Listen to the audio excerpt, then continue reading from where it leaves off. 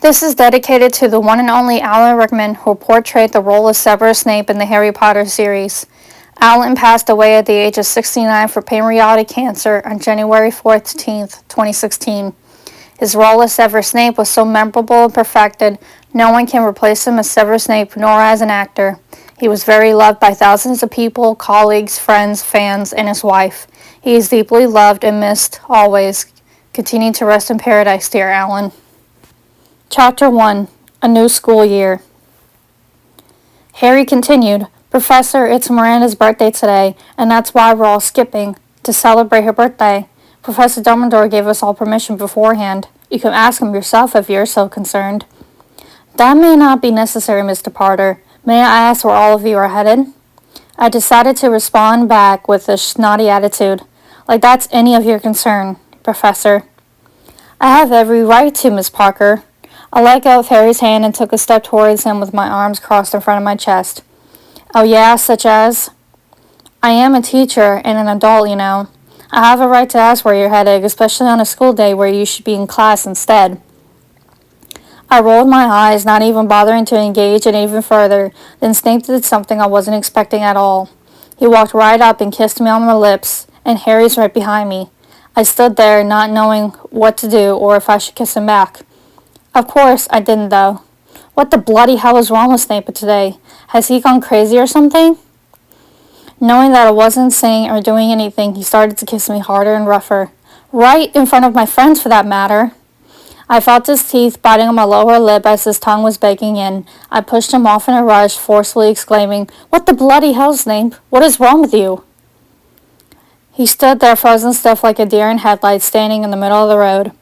"I bet you're probably wondering what's happening and how or why Snape is forcibly kissing me during a point in the school year, my birthday, and not by choice. Well, let me start at the very beginning of it all, at the beginning of the school year. Wake up, Miranda, you don't want to be late for your first day, honey." That's what I faintly heard as my early morning wake-up call.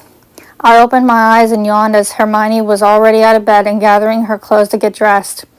It was barely dawn when I noticed Marley Weasley standing in the doorway. It's been 2 days since what happened at the World Cup, and now it's time to go back to Hogwarts. As to what happened at the World Cup, I'll get into that later. Anyway, Hermione and I share a room, whether at home or here with the Weasleys. We don't mind as we're always together and can barely be without unless we want personal space. You're probably wondering how and why I live with the Grangers and share a room with Hermione. Well, I've been living with the Granger family since I was 6 years old. They've come to adopt me after my parents had suddenly passed away, and my parents were best friends with the Grangers. Mom and Dad said at that time it only felt right to take care of me and my birth parents as to what they would have wanted for me. I don't know if any family relatives would have taken me in anyway. It saved me from anything worse. Mom and Dad are dentists in the Muggle world. Dentists are those who care for people's teeth. My birth father was a patient of Hermione's parents, so that's how they met and became close friends. Both fathers are friends, so later, naturally, the wives met. In any case, I hope you know the story of Lord Voldemort killing Harry Potter's parents many years ago. It turns out that Lord Voldemort ordered to have my parents killed. I don't know how he was alive then and why he had my parents killed, but it somehow happened. My birth father was a Muggle like Mom and Dad, while my birth mom was a wizard. I'm a half-blood, and Hermione's a Muggle-born. Although, I wish my parents were still around so they could see me now and learn that I'm a wizard like my mom. I try to avoid what happened to my parents dying, but I remember a lot of that day. Since Hermione and I grew up together, we're close and feel like sisters. That's why we can barely separate from each other nowadays. Honestly, I don't know much about my family history because I've never got a chance to learn it from my parents. Mom and Dad always treat me like I'm one of their own, even though they adopted me. They were there for me when he, who must not be named, killed my parents and haven't left since. My birth parents did the same thing that Harry's did, honestly. They both tried to protect me and save me from he who must not be named's powers. Yet, he won. One of my parents may have been a Muggle, but one or both must have known enough to end up dying under the hands of the most powerful evil wizard. Maybe they thought I would turn out to be a mudblood because of genetics instead of a half-blood. I don't know for sure. Unless my birth mom did things I don't know about in her life, I wonder if my birth dad even knew anything. My life feels like it hasn't been the same since that fateful day. Now I'm 13, going on 14. I'm about to start my 4th year at Hogwarts. I'm just a teenager trying to find my way like everyone else. Just as Hermione and I were about to run into platform 9 3/4, I flashed back into reality. Yes, this entire time I was telling the shortest version of my story so far. However, I suddenly remembered the last time I saw Mom and Dad was before we left to go to the Weasleys. Mom and Dad had been standing nearby as they wanted to meet us here to see it off for the year. I hugged them goodbye as I said I loved them since I knew I wouldn't see them for a long time. For some reason, though, I had held Dad in for a hug much longer and tighter, having a horrible feeling. It felt like I would never see him again, but I tried to ignore it. Anyway, Hermione and I went through the platform to the train. After walking upwards towards the train to get on, we met up again with the Weasleys as we hugged them quickly and talked for a minute to say goodbye. Harry, Ron, and Hermione and I got on, taking our seats on the train, began to move to the Hogwarts School of Witchcraft and Wizardry. I was ecstatic that me and all my friends would be all together again for another year.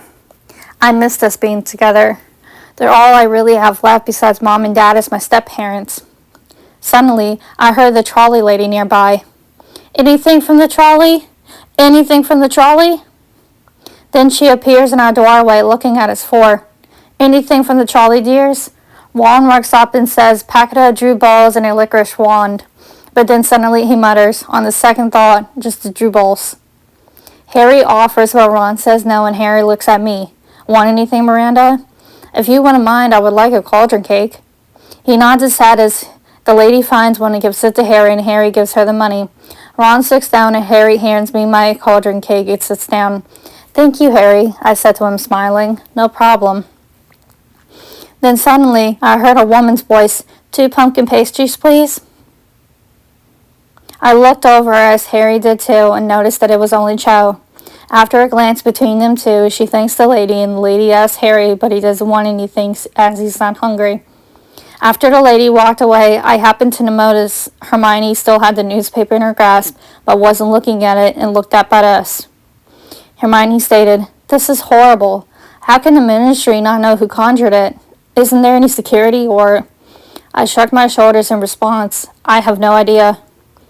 I mentioned this was going to come up a little later on, from what I said earlier. See, what happened recently at the World Cup was that after it was over, Death Eaters unexpectedly attacked the area. Everyone was panicking, and Harry got knocked out cold for a while. It took me, Ron, and Hermione ages to find him, and Harry's scar was hurting.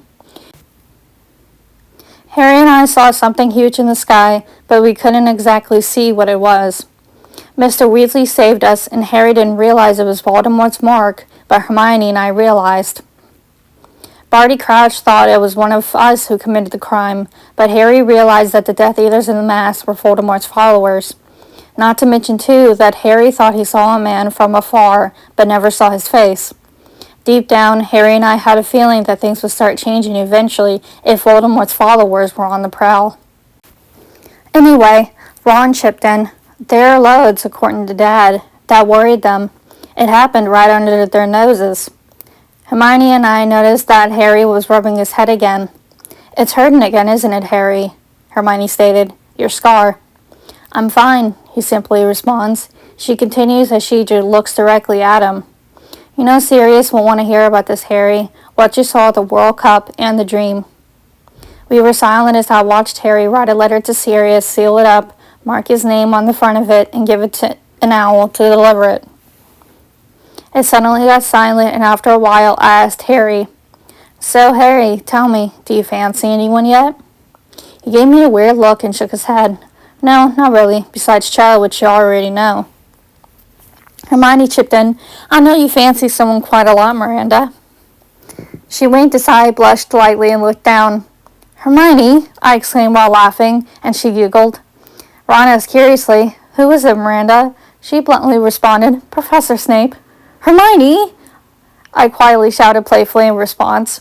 Ron and Harry looked at each other and did at me like I was completely and mentally crazy.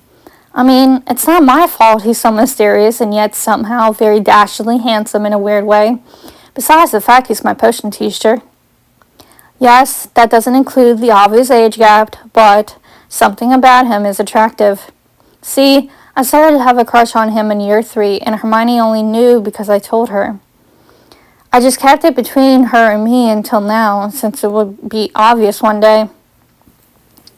Now, Harry and Ron know, my other best friends.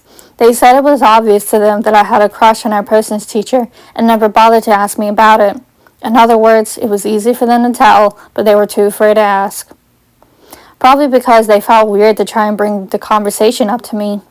It started to make me wonder just how obvious it could be to everyone else that I knew of, or anyone else for that matter. I mean, if it's kind of becoming obvious to my 3 best friends, then who else was it obvious to? Better yet, does Professor Dumbledore somehow know or sense it from me? After all, I don't know exactly what about him has made me have a crush on dear Severus Snape all over time. Maybe it's the way I'm going through my puberty as a hormonal teacher. Or is it because I'm attracted to older males? I don't bloody know. All I know is something about him just attracts me to him, and I can't explain it. But what no one really knows is that I used to have a crush on my best friend, Harry. But most of those feelings went away after becoming close friends. Notice that I said most.